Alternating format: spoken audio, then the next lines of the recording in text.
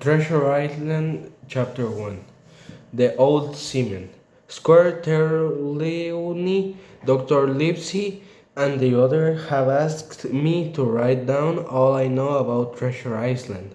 My name is Jim Hawkins, and I was in the story from the start, back in 17. I was only a boy then, and it all began at the time my father owned the Admiral Benbow Inn at Black Hill Cove.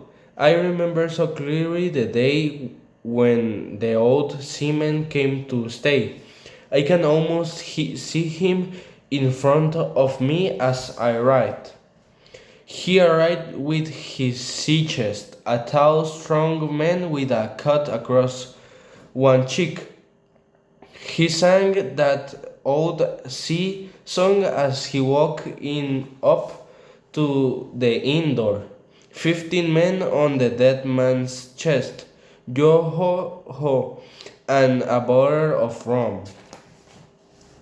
The old man, the old seaman called for a glass of rum and stood outside drinking and looking around.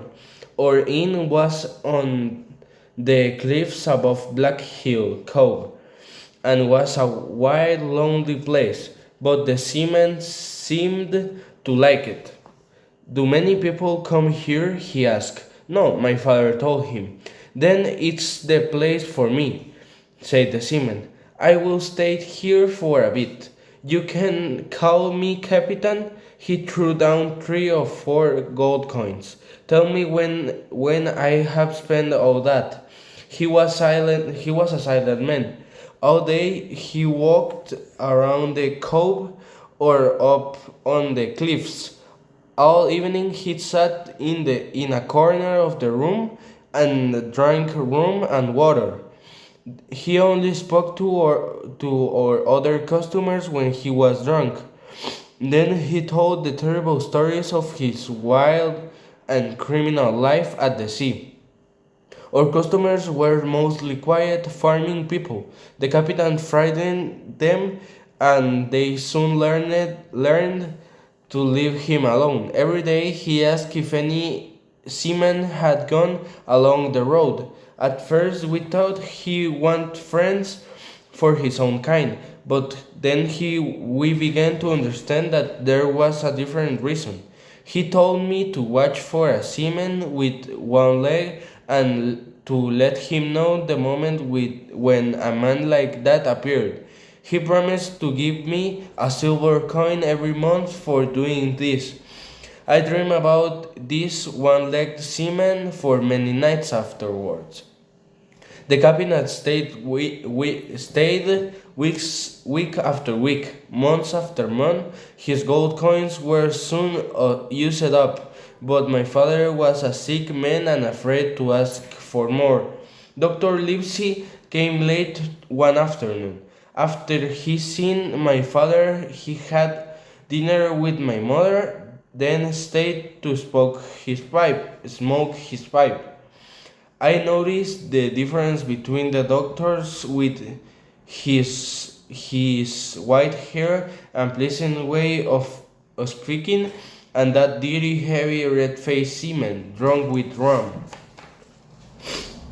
The captain began to sing his song, 15 men on the dead man's chest, yo ho, and a bottle of rum. Drink, and the devil had killed of the rest, yo ho, and the bottle of rum.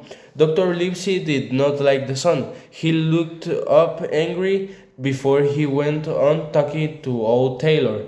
The gardener.